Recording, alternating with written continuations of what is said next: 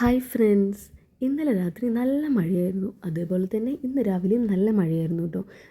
രാവിലെ എഴുന്നേറ്റിട്ട് ഇന്ന് ഞാൻ ഉണ്ടാക്കാൻ പോകുന്നത് പത്തിരിയും മുട്ടക്കറിയാണ് കേട്ടോ ഉണ്ടാക്കാൻ വിചാരിക്കുന്നത്. അപ്പോൾ അതിന് വേണ്ടിയിട്ടുള്ള വെള്ളം തിളപ്പിച്ച് വെച്ചിട്ടുണ്ട്. ഇവിടുത്തെ അരിപ്പൊടി ഒരു ബേസണിൽ ഇട്ട് വെച്ചിട്ടുണ്ട് കേട്ടോ.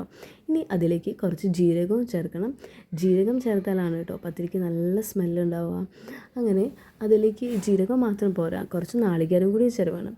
നാളികേരം അധികം പാടില്ല, നിറയെ നാളികേരം ഇട്ട് കഴിഞ്ഞാൽ പത്തിരി വീർക്കൊന്നുമില്ല. എനിക്ക് അങ്ങനെയാണ് തോന്നുന്നത്. അപ്പോൾ ഞാൻ കുറച്ച് നാളികേരം അതിൽ ചേർക്കുന്നുണ്ട് കേട്ടോ. അങ്ങനെ നാളികേരം ചേർത്തിട്ട് സ്പൂൺ കൊണ്ട് നന്നായിട്ടൊന്ന് ഇളക്കിയതിന് ശേഷം നമ്മൾ ആ തിളച്ച വെള്ളം ഉണ്ടല്ലോ, ഉപ്പിട്ടിട്ട്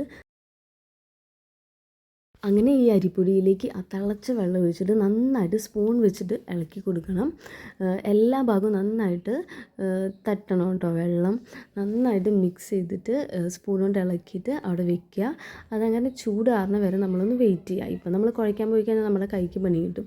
അപ്പം ഞാൻ ഒരു 6 മുട്ട എടുത്തിട്ട് കഴുകി പുഴുങ്ങാൻ വെക്കുന്നുണ്ട് കേട്ടോ, മുട്ടക്കറി ഉണ്ടാക്കാൻ വേണ്ടിയിട്ട്. കുറച്ച് ഉപ്പും കൂടി ഇട്ടിട്ടാണ് കേട്ടോ പുഴുങ്ങുന്നത്. അങ്ങനെ മുട്ട അടുപ്പത്ത് വെച്ച് വന്നപ്പോഴേക്കും നമ്മുടെ ഈ പൊടി ചൂടാറി കേട്ടോ. അപ്പോൾ ഞാൻ നന്നായിട്ട് കുഴച്ചെടുക്കുകയാണ്. നന്നായി കുഴച്ചെടുത്താലാണ് കേട്ടോ നല്ല പോളയൊക്കെയുള്ള പത്തിരി കിട്ടുള്ളൂ. അപ്പോൾ ഇനി അതിന് വേണ്ടിയിട്ട് കുറച്ച് വെളിച്ചെണ്ണ നമ്മൾ ഒരു പാത്രത്തിൽ മാറ്റി വയ്ക്കണം. എന്നിട്ട് ഇതേപോലത്തെ കവറുണ്ടല്ലോ, നമ്മൾ സാധനങ്ങളൊക്കെ വാങ്ങിക്കുമ്പോൾ കിട്ടുന്ന കവറ്, അത് ഞാനിങ്ങനെ എടുത്തു വയ്ക്കാറുണ്ട് കേട്ടോ പത്തിരി ഉണ്ടാക്കാനായിട്ട്. അപ്പോൾ അതിങ്ങനെ സൈഡ് കട്ട് ചെയ്തിട്ട് അതൊന്ന് നല്ല വലുതാക്കിയെടുക്കാം ആ കവറ്. എന്നിട്ട് എന്താ ചെയ്യുന്നത് വെച്ചാൽ നമ്മൾ വെളിച്ചെണ്ണ അതിൽ കുറച്ചിങ്ങനെ തേച്ച് കൊടുക്കുക. പിന്നെ നമ്മളുടെ കയ്യിലും തേച്ച് കൊടുത്തിട്ട് ഒരു ഉണ്ടയെടുത്തിട്ട് നമ്മൾ കയ്യിൽ നന്നായിട്ട് റൗണ്ട് ആക്കിയിട്ട് ഇതിൽ വെച്ചിട്ട് ഇങ്ങനെ പരത്തിയെടുക്കുക കേട്ടോ. പരത്തുന്നതിൻ്റെ ഒപ്പം തന്നെ ആ കവർ ഇങ്ങനെ തിരിച്ചു കൊടുക്കുക. നല്ല റൗണ്ടിൽ കിട്ടും. അപ്പോഴേക്കും ചട്ടി ചൂടായിട്ടുണ്ട് കേട്ടോ. അങ്ങനെ ചട്ടി ചൂടായിട്ട് ഞാൻ പത്തിരി അതിലേക്ക് എടുത്തിടുകയാണ്. ഇതേപോലെ ഇട്ടാൽ മതി. കണ്ടോ, നല്ല പോളയുള്ള പത്തിരി നമുക്ക് കിട്ടും കേട്ടോ.